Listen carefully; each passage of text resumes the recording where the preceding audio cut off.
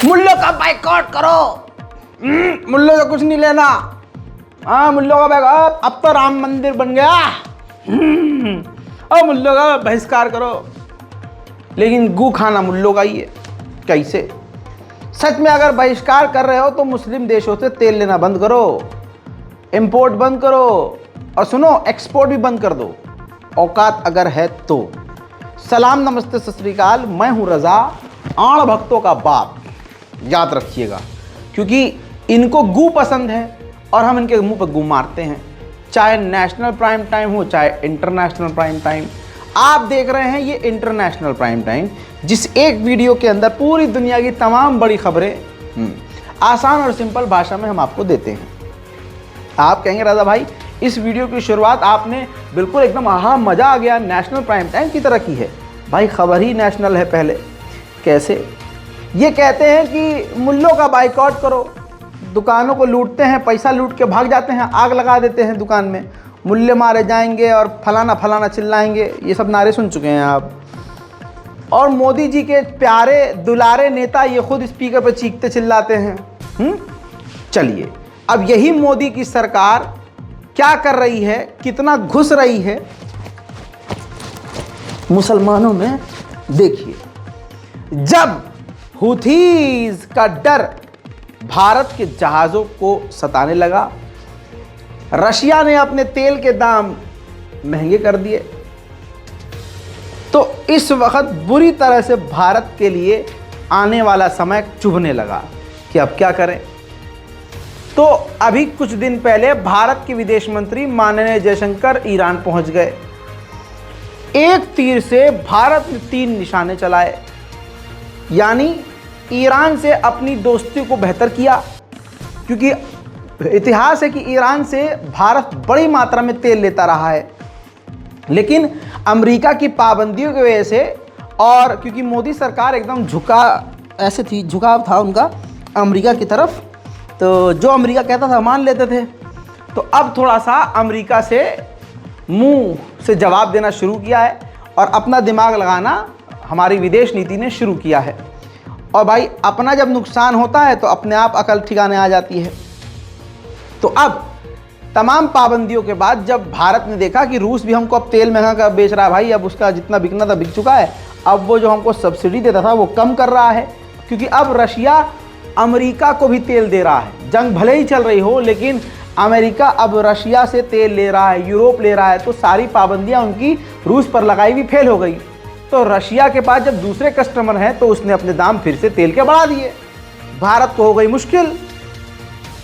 ऊपर से बड़ी मुश्किल ये कि लाल सागर से हमारे जहाज ना आ सकते हैं ना जा सकते हैं, क्योंकि हुथीज मार के गिरा देंगे, फोड़ देंगे या चुरा लेंगे, कब्जा कर लेंगे। ऐसे में ईरान से दोस्ती करी। भारत के विदेश मंत्री जयशंकर पहुंचे, अभी 3-4 दिन पहले वहीं थे, और डील करी कि हम आपसे तेल खरीदेंगे अच्छी मात्रा में, भारी मात्रा में। इससे भारत को फ़ायदा क्या होगा? भारत जब ईरान से तेल खरीदेगा तो दोस्ती के नाम पर मिनिमम अमाउंट पर भारत को कच्चा तेल मिलेगा ईरान से। साथ ही नए ट्रेड एग्रीमेंट होंगे। इससे फ़ायदा ये होगा कि दूसरा बड़ा फ़ायदा कि लाल सागर से बड़े ही चौड़े होकर भारत का जहाज़ आएगा और जाएगा, क्योंकि हुथीज ईरान का ही संगठन है। ईरान हल्का सा इशारा कर देगा, ओ अपने ध्यान रखना। उल्टा हुथीज इनको मारने के बजाय इनको एस्कॉर्ट करके, भारत के जहाज़ों का एस्कॉर्ट करके, जिस इलाके से कोई साजो सामान किसी देश नहीं जा सकता, उस इलाके से भारत ईरान भी जाएगा, ईरान से सामान लाएगा भी, और भारत से दूसरे देश, इजराइल को छोड़ के दूसरे देश सामान पहुंचाएगा भी, और हुथीज हमला नहीं करेंगे। तो मोटा मोटी कह दूं तो भारत के भाई साहब मज़े ही मज़े, बल्ले ही बल्ले, एक मूल्य से सब कुछ ठीक करके। तो मेरा यही कहना है कि हम मियाँ भाई हैं, हमारे साथ आपका हमेशा फायदा होगा, और हमसे उलझ के रहोगे तो एक दिन औंधे मुंह गिरोगे। उधर तालिबान और भारत की कुर्बत बढ़ती जा रही है। वल्लाह हबीबी, ये ना सुधरेंगे कभी भी, बोलते हैं कभी कुछ कभी कुछ। अरे भैया क्या कहें, थूक के चाटना ही नहीं कहते हैं। जब तालिबान की सरकार आई थी, मोदी सरकार आतंकवादी आतंकवादी बोल रही थी इनको, गोदी मीडिया इनको लिख रहा था आतंकवादी सरकार, ये फलान की अलान सरकार। अब देखिए तालिबान की गवर्नमेंट को 40,000 लीटर कीटनाशक जो दवाइयां इस्तेमाल होती है खेतीबाड़ी में, ईरान के रास्ते अफगानिस्तान भेजी है भारत ने दवाइयां, कि हम आपके साथ हैं, आपकी खेती बर्बाद होने नहीं देंगे, अफगान को भूखा मरने नहीं देंगे। ये हमारा भारत है भाई साहब, और भारत की बात ही अलग है। मैं किसी सरकार की बात नहीं कर रहा हूँ, मैं अपने हिंद की बात कर रहा हूँ। उधर मोदी सरकार ने फिर से ऐसा काम कर दिया है जिससे चाइना चिढ़ सकता है। मोदी सरकार ने, भारत ने यानी ताइवान को मुबारकबाद पेश कर दी है कि मुबारक हो, आपने चुनाव सक्सेसफुल कर लिया। अब जाहिर से बात है चीन तो चिढ़ेगा ही। वहीं उधर एलन मस्क ने भारत को अंतर्राष्ट्रीय लेवल पर सपोर्ट कर दिया, कहा कि यूएनएससी में सिर्फ 5 देशों के पास सबसे बड़ी ताकत है, उन्हीं के पास सारी ताकत है, जबकि दूसरे देशों के पास ताकत होनी चाहिए। परमानेंट मेंबर भारत भी होना चाहिए, क्योंकि भारत दुनिया का एक ऐसा देश है जिसकी आबादी सबसे ज़्यादा है। इसी तरह से अफ्रीका जिसके पास बहुत ज़्यादा आबादी है, तो इनके पास भी पावर होनी चाहिए। लेकिन प्रॉब्लम यह है, ये ट्वीट है उनका देखिए, कि एलन मस्क लिखते हैं कि प्रॉब्लम यह है कि वो जो 5 देश हैं, चीन, फ्रांस, रशिया, अमेरिका, ब्रिटेन, ये 5 देश हैं, ये ताकत अपनी किसी और से शेयर करना नहीं चाहते। उधर श्रीलंका ससुरा शांति नहीं बैठ रहा है, 6 फिर से भारतीय मछुआरों को गिरफ्तार कर लिया है। बताइए क्या होगा हमारी विदेश नीति का भाई साहब? मोदी जी कुछ तो करिए। हमने शेर पाला है, शेर पाला है भाई, हमने शेर पाला है यार, लग रही है यार।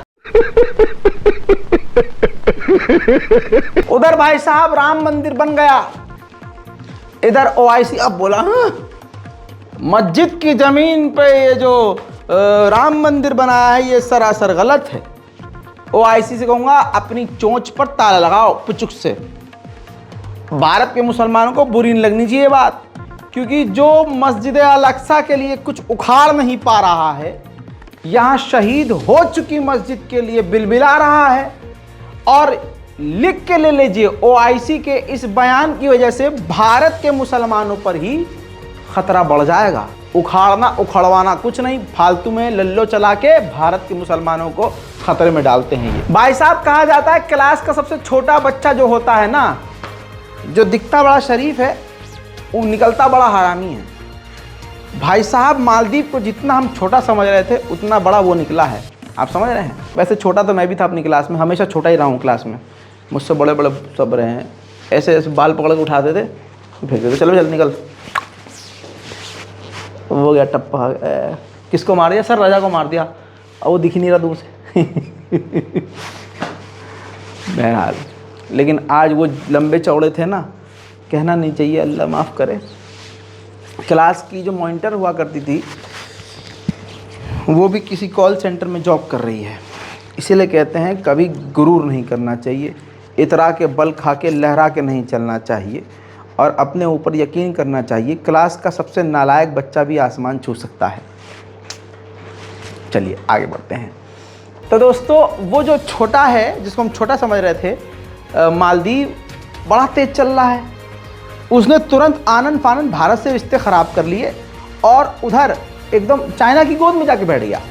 चाइना के साथ 25 से 30 डील कर डाली, और चाइना ने मौके पर चौका देखा और अपनी डेलीगेशन को मालदीव भेज दिया। मालदीव में और तगड़ी भाई साहब एकदम रिश्तेदारी हो गई गहरी वाली। उसके बाद इतने ही दिनों में खबर यह आई कि चीन का एक वेसल, समुद्र का जो जहाज़ है, वो आ रहा है तेज़ी से मालदीव के करीब, और मालदीव ने कह दिया कि हमारे समुद्री क्षेत्र में जब तक ये चाइना का जहाज़ है, चाइना का जहाज़ कोई भी जासूसी काम नहीं करेगा। आप समझ रहे हैं, ये चीन को धमकी नहीं है, ये मालदीव का जो राष्ट्रपति है मोहम्मद मोइज़ू, वो आसपास के देशों को पहले ही सफाई दे रहा है कि टेंशन मत लो, वो कुछ भी नहीं करेगा। क्योंकि श्रीलंका के हब्बन टोटा पोर्ट पर श्रीलंका ने चीन के जासूसी जहाज़ों को आने से इनकार कर दिया, तो चाइना तुरंत मालदीव पहुंच रहा है। भाई साहब दिमाग कितना तेज है, देखो च्यवनप्राश खाता हूं मैं। आगे बढ़ते हैं। उधर चाइना ने ये तस्वीर देखिए, एक बार फिर से एक ऐसा रॉकेट लॉन्च किया जिसके अंदर मल्टीपल यानी बहुत सारे सैटेलाइट मौजूद थे। कामयाबी से उसने अंतरिक्ष में ये सैटेलाइट भेज दी हैं। उधर वेनेजुएला के राष्ट्रपति को जान से मारने की कोशिश की गई, जिसमें 32 लोगों को गिरफ्तार किया गया, जिसमें से कुछ सोल्जर्स भी हैं, सैनिक भी हैं। कहा जा रहा है कि अमेरिका का इसमें हाथ था। उधर तुर्की ने स्वीडन की नेटो की मेंबरशिप को अप्रूवल दे दिया है। अब सिर्फ हंगरी बचा है। हंगरी जैसे ही अप्रूवल देगा, स्वीडन नेटो का मेंबर बन जाएगा। अमेरिका में लगातार गोलीबारी की घटनाएं बढ़ती जा रही हैं। अमेरिका में एक ही व्यक्ति ने 3 अलग अलग जगह पर गोलीबारी करके 8 लोगों को कत्ल कर दिया और बाद में खुद भी सुसाइड कर लिया। कहा जा रहा है कि कई लोग घायल हैं। आपको बता दूं कि आपके यहाँ, हमारे यहाँ आतंकी हमलों में, हादसों में लोग मारे जाते हैं। अमेरिका में आए दिन इसी तरह से लोग निपट जाते हैं। इसे कहते हैं अज़ाब इलाही। अमेरिकी एक क्षेत्र कहलाता है मार्शल आइलैंड, एक अलग छोटा सा देश है, आइलैंड है। वहां पर जोरदार तरीके से बाढ़ आ गई है। देखिए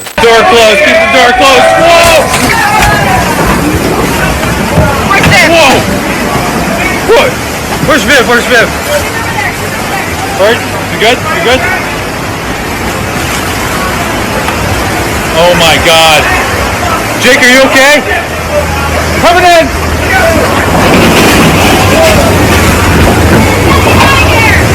Get out of here. Look, that's like 5 feet up. अब बात करें अमेरिका, इजराइल और पूरे यूरोप के बाप की, मिडिल ईस्ट के बाप की बात करें ईरान की, तो ईरान ने अपनी वायुसेना को काफ़ी ज़्यादा मजबूत कर दिया है। आपकी स्क्रीन पर तस्वीरें। ईरान ने इस जंग के माहौल में, गर्म माहौल में अपनी ख़तरनाक नई ड्रोन को अपनी सेना के हवाले कर दिया है। अबाबील 4, अबाबील 5, अर्श, बावार और कर्रार नाम की जो ख़तरनाक जो ड्रोन हैं, उनको अपनी फ़ौज के हाथ में दे दिया है। कहा जा रहा है कि ये पहले ही मिलते ही तुरंत IRGC ने बॉर्डर पर तैनात कर दिया है। उधर खबर आ रही है कि इब्राहिम रईसी, ईरान के राष्ट्रपति, आज कल में ही तुर्की पहुंच सकते हैं।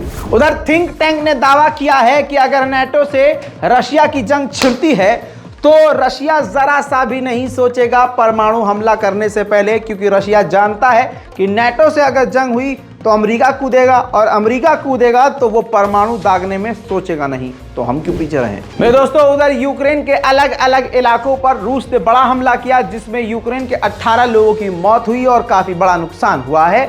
तस्वीर आपके सामने रख रहा हूं।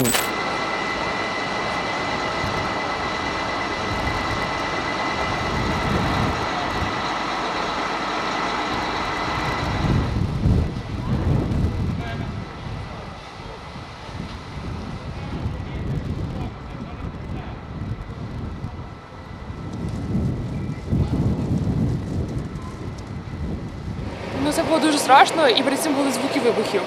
А потім ми бачили таке оранжеве в небі, і реально, ну, це такий стрес, що я не знаю, дуже страшно реально було нам. Давайте проверять.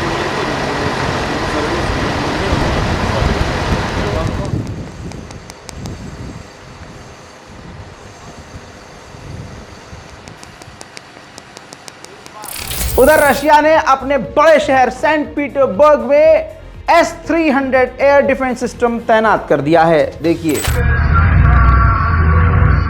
жопа полная, короче.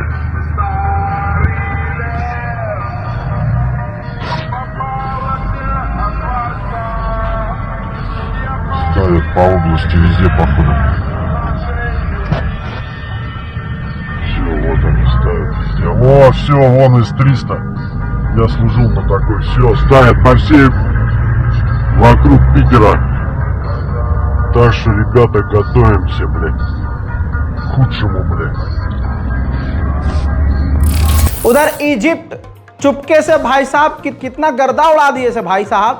इजिप्ट और रशिया ने ऑनलाइन मिलकर इजिप्ट के अंदर एक परमाणु पावर प्लांट का उद्घाटन किया। देखिए